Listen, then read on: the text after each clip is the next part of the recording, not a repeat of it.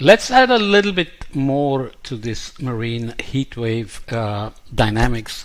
Some schematics of how these heat waves can get formed and what processes may allow us to predict them at what time scale can be looked at with the couple of review papers that appeared that I'm referencing next. So as I said before, once a heat wave is defined as 95th percentile based on any season or the warm season and so on, you can go back and retrofit the past temperature variabilities into heat waves, but I prefer to look at conditions where ecological damages were observed and there was definitely impacts, but nonetheless this definition is not very strict. So here are some examples. This is Rose abalone damage. This is the main lobster, and these are called Cassin's auklets, found off of British Columbia and northwest US, little birds that are getting affected by the heat wave. So that's the region with the so-called blob that we talked about in the Gulf of Alaska, coming down to the coasts of Oregon, Washington, California current, and so on. The two papers provide some schematics of how mixed layer temperature anomalies can be generated. We have briefly discussed geostrophic currents, where if you're away from friction in the middle of the ocean, let's say, and away from the surface, or near the surface where wind effects are separately treated with Ekman currents like this, then the balance between Coriolis and pressure gradients gives us geostrophic currents, and they can advect in heat and affect the mixed layer temperature. So you can change the mixed layer temperature by either changing the depth, typically making it shallower. You can warm it if other conditions like heat fluxes remain the same and the entrainment is reduced, and so on and so forth. And you can get it also through mixing, like mesoscale mixing. In this case it's a anticyclone, so you can see that it's a converging. If you in the northern hemisphere, if you put in your Coriolis effect, this is going to be a converging eddy, which is going to converge surface warm waters to create mixed layer changes and sea surface temperature changes. You can have Ekman advection, which is wind driven currents, and of course you can have turbulent flux anomalies at the surface. So you have radiative heat fluxes like short wave and long wave, which are typically the largest components. Of course you can also have sensible heat fluxes, as we will see in a minute, and depending on the depth of the mixed layer you can also have the shortwave penetrating and escaping from the bottom of the mixed layer, called here as outgoing shortwave, or it's often called penetrative radiation, and you can have changes in upwelling and downwelling as well. So generically speaking, those are the processes that drive changes in mixed layer depth and sea surface temperature and the heat content, which is what we are looking at in this case. Let's say we have a background state like this with latitude and latitude and longitude, with the sea surface temperature gradient here, and the background state or the climatology or a given seasonal mean state may look like this, and then some perturbation happens because of winds and heat fluxes, which begins to push the warm waters into the colder regions. So presumably the ecosystem here is used to these background states, but you have created anomalies in sea surface temperature and currents and associated winds there. So this is not something, depending on how quickly it gets established, how quickly it grows and so on, the ecosystem may not have time to adjust, or there may be species that cannot always move as fast as the heat content increase happens. So associated with that, you can have background heat flux and winds. So there is a background mixed layer depth with the temperature, and then you have perturbed states to the wind speed. Wind speed can decrease and reduce latent heat loss, for example, and create a shallower mixed layer depth and increased sea surface temperatures like this. So you can see the anomalies in heat flux and winds, and then resulting temperature anomalies and mixed layer depth anomaly with warmer temperatures near the surface, cooler temperatures below. And this obviously can have not just ecological consequences directly for the upper trophic levels like small fish, big fish, and so on, but also change nutrient supply, primary production. So you can also affect food supply to the smaller fish.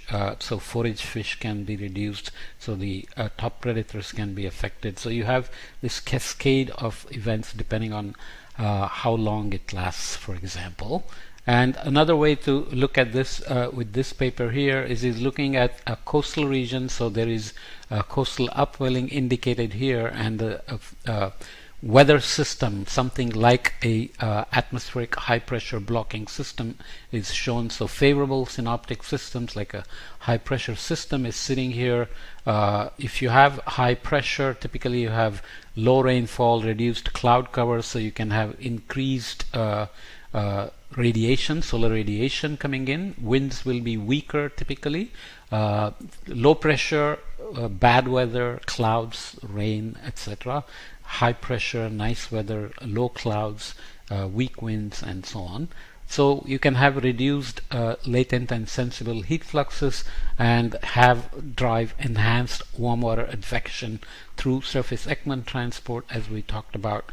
So you can make the mix layer shallower by suppressed vertical mixing, because you have reduced the turbulent kinetic energy of the winds, and you have stabilized the surface by increased heating, reduced heat loss.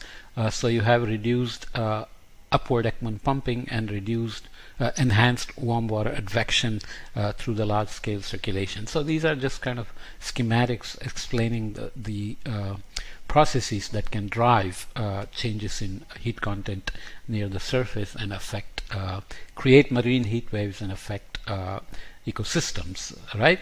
So of course gas exchanges can also be affected by these things, and there are climate drivers that can occur like El Nino Madden-Julian oscillation, which is an intraseasonal time scale process, North Atlantic oscillation, which is typically a lower frequency thing, interdecadal Pacific oscillation, which is a very low frequency thing, monsoons, which are seasonal, and you have on top anthropogenic warming, which is a trend scale on multi-decadal time scales. All these things can have remote atmospheric teleconnections through so-called Rossby waves, which we haven't discussed in detail, but these are waves created because the Coriolis effect changes with latitude.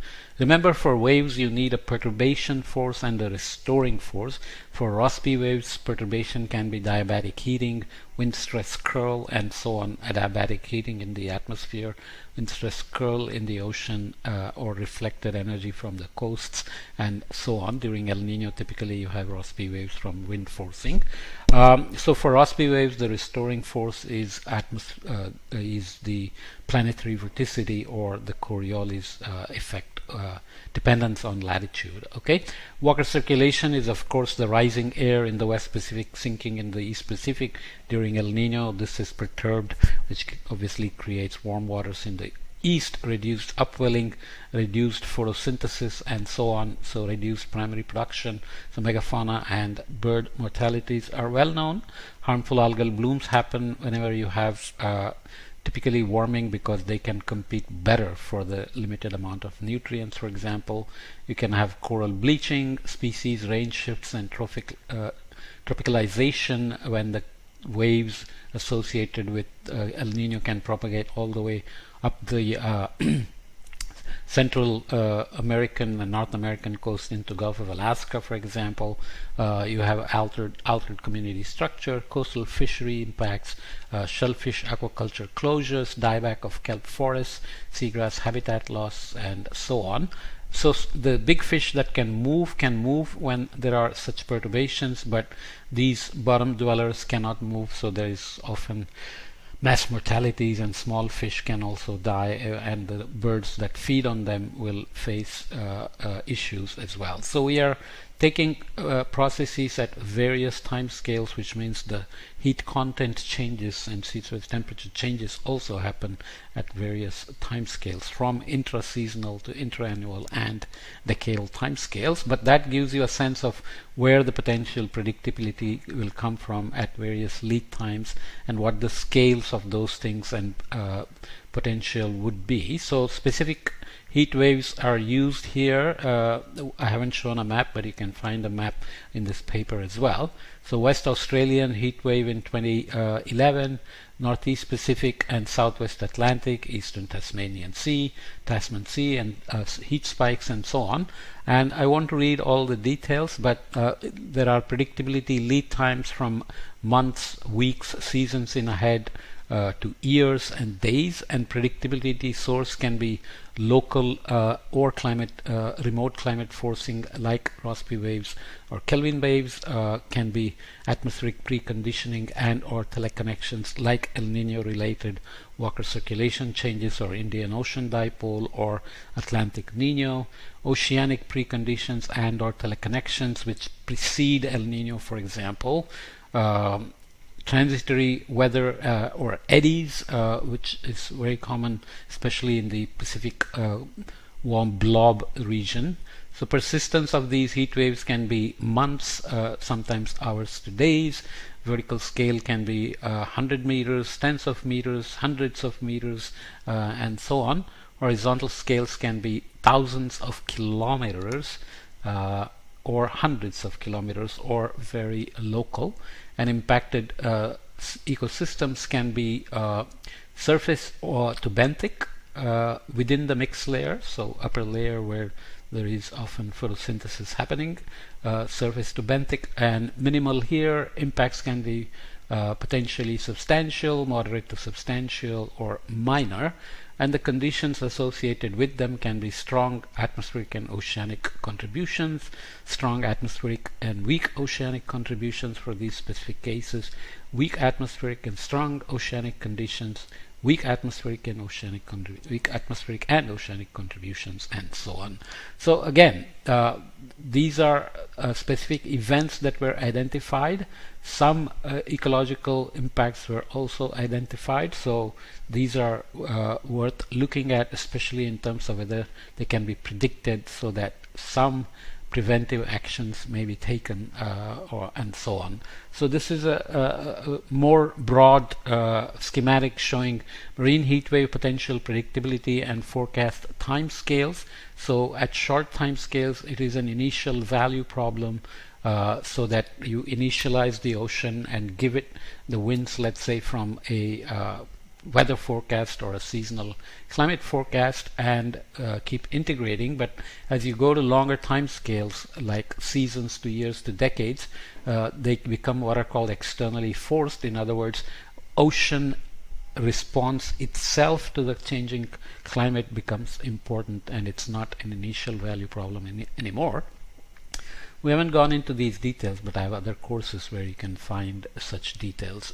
So here it is broadly saying there are deterministic forecasts in these time scales, which means you are actually running, let's say, a dynamic model and saying how the evolution is going to happen on days or seasons, depending on what is the predictability. Or you are doing statistical forecasts, typically going to something like anthropogenic climate or decadal forecasts. So these are not projections, these are predictions, which are technically they are different. So initialized integrations into the future, either done statistically or with dynamic models. So again, here you have atmospheric oceanic weather forecasts giving you these. So forecasts of atmospheric blocking, coral bleaching, and ocean eddies are possible from days out to month to weeks. Ocean state re-emergence, so mixed layer is deep at some point, and then it shallows. Next winter, let's say next season it can deepen again and take the anomaly that was left behind in the previous season or the previous year, and so on. So these can occur via known evolution from observed ocean states as initial value problems. So these can be the blob off of northwest US, for example.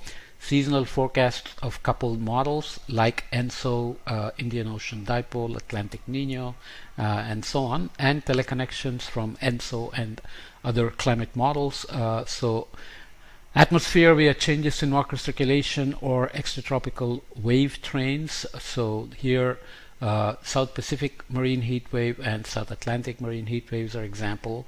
Oceanic Kelvin waves as opposed to Rossby waves. These are gravity waves. So the restoring force is gravity.